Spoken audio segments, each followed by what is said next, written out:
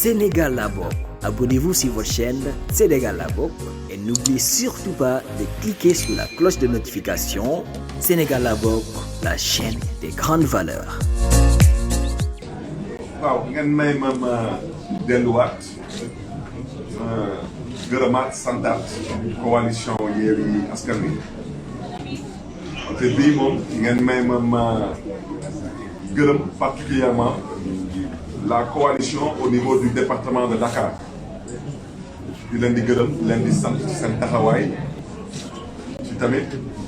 wax dëgg yàlla jàppale buñ may jàppale ba mbir bi tàmbali ba tey loolu nag su weesoo ngeen may ma mën a fësal lu ma waxoon démb mooy dañuy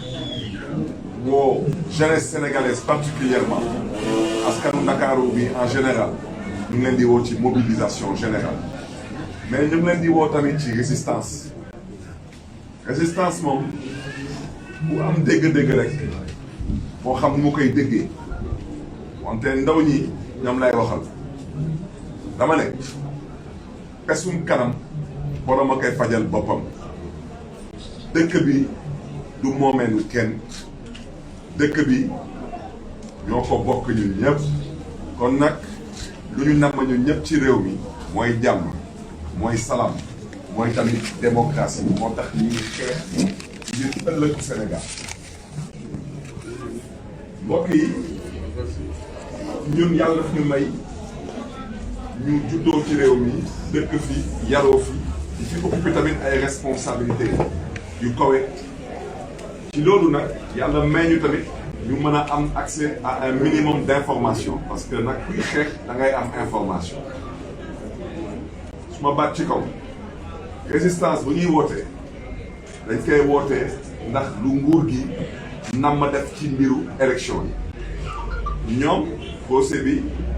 dañ jàppoon ni man du ma am candidature opposition pour mën a nekk candidat ñoom loolu lañu yaakaaroon moo tax procès bi sax ñu amoon sax jamono ñu xawoon ko teg ci suuf wante ñoom ñu demoon ba ci biir ñoom ñu amoon yaakaar mënoon nañ ci seen ay pexe wante nag pexe yu saay-saay seen pexe yu saay-saay boobu ñu amoon yaakaar mënoon daal ne que maire de Dakar dañ koy nommé ci décret présidentiel loolu ñu xuus ci amuñu si ndam ñu daal di bàyyi wax jooju ñu ne waa comme mbir bi ñu la tëddee ñun nañu xool nan nañu mën a def ba lii di mairie de Dakar ñu seyal ko mu bañ amati loolu tamit yàlla xañ leen ci ndam tey nag lu leen dese mooy jéem a xool lan lañu mën a def ci pexe ba man mii Barthélémy Dias ma bañ a am jotu campagne wala ma bañ a tal campagne wala sax lu leen gën a sax mooy ma bañ a fekkee élection wante comme ñoom du ñu yàlla du ñu rakku yàlla dañuy nax seen bopp di fooy seen xel parce que loolu yàlla du ci ànd ku ci des nag te ñu ngi may dégg lu ñu namm ci woote bu ñu woote mooy ñoom luñ ci namm mooy am ci situation bu leen di may excuse pour que dëkk bi fitna yeewu ci dëkk bi ndax ñoom ñu bañ a organiser élection kooku ngeen may ma wax ak kii di président Macky Sall ñu ngi nag ci jàppaandaw bëgg a bëre di nga bëre bañ a bëre di nga bëre parce que dëkk bi du sa moomeel ñëpp ko bokk yow mii ba ngay falu dafa amoon ku fi toogoon kooku tamit nekkoon garmi kooku am lu mu nangu ci démocratie mu doxal ko ba alternance am ci jàmm ak salaam day nag moom waa ji te waxoon naa leen ko dañuy génn ci élection présidentielle archive yi yëpp ñi fi ba ma koy wax ñu ne Barthélémy Dias wax yu muy wax yooyu ay wax yu daanu saret la man leen man du ma waxantu ci politique parce que Macky Sall dafa doon ragal ba nga xam ne damay jàkkaarloo ak moom di xeex ak moom ma xam waa ji lu mu sañ a def ak lu mu sañul def lu mu ñeme ak lu mu ñeme ak lu mu ñemewu ma waxoon leen fii ci Fun City ci 2009 ma ne leen kii waa ji lu mu nam ma def mooy toog ci réew mi juróomi at te du fi organiser benn élection ñu ne ma loolu mënul nekk ma leen kaay leen ñu dem di ci kanam raw li bët waaw seetaan a ndàkk ci ndaje seetaan ngeen ba ñu egsi fii élection député nangu ko organiser élection maire daf ko randal su nekkuloon mois de mars bi élection maire élection locale du am ci février excusez-moi ci 23 janvier 2022 du ko organiser mars bii moo tax mu organiser ko ndax lan bëgg rek calmer la situation vous tous jot ngeen fi dégg benn journaliste mu tamit am maanaa ci dëkk bi parce que tamit day dugg fu nekk te liggéey journaliste mais wuti information moom mu toog fii ci plateau télé yëkkati baatam ne du leen neex wax leen ku mu neex na ko xas wante moom gëmul ne ni que élection dina am le 23 janvier 2020 te ma bëgg ngeen bàyyi ci xel moo tax ñuy wote ci résistance Macky Sall dina organiser élection parce que loolu mooy waru garam su ko organiser wulee tamit lu mu namm ci élection yi mooy gën ko randal ndax bañ a ñàkk élection kooku tamit Macky Sall su ko defee daanaka ci gàttal moom mooy écourter son mandat kenn du ko fi nam fii kenn du fi interpeller kilifa diine kenn du fi interpeller kilifa aada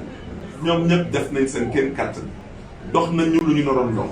wax nañu ak lu ñu naroon wax ji mooy lan dëkk bi il y a un irresponsable un inconscient qui dirige ce pays et qui pense qu'il a le droit de faire lu ko neex la preuve dugg na roplaan dem na du noonu la baax na demal comme dem nga bàyyi nga fi jàmm lu ñu lay ñaanal mooy na nga dellu siwaat Sénégal fekkaat fi jàmm ci kaw nga ñite waaw loolu mooy wax ci di gërëm ñëpp di sant leen. Je le répète, il ne s'agit pas de monsieur Barthélémy Dias,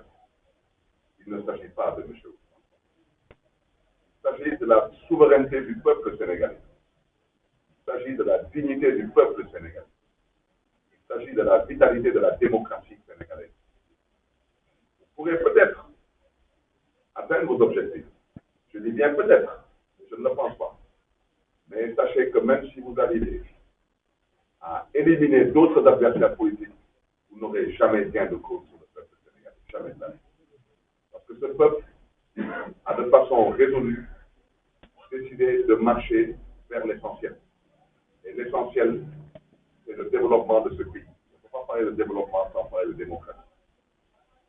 Je voudrais seulement attirer votre attention. Parce qu'il semble que certains d'entre eux, déterminés à ne pas partir vers une puissante défaite, ont décidé que même si par extraordinaire, ils n'arrivaient pas à faire leur seule besogne concernant Barthélémy Dias,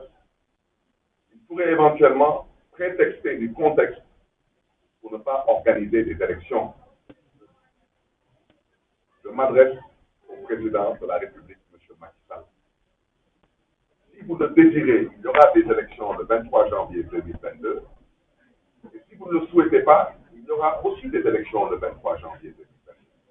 Parce que si cela n'est pas le cas, c'est vous qui avez décidé, malheureusement, de façon unilatérale, d'abroger votre mandat. Cette façon de vouloir diriger ce pays, cette façon de vouloir se maintenir à la tête de ce pays, cette façon ne peut aucunement prospérer. Et je rappelle qu'il y a un de vos collègues journalistes qui est assez bien averti, pour ne pas dire qui est peut-être dans le sein des saints, qui a eu à dire sur un... Sénégal la bokk. Abonnez-vous sur votre chaîne Sénégal la bokk et n'oubliez surtout pas de cliquer sur la cloche de notification. Sénégal la bokk, la chaîne des grandes valeurs.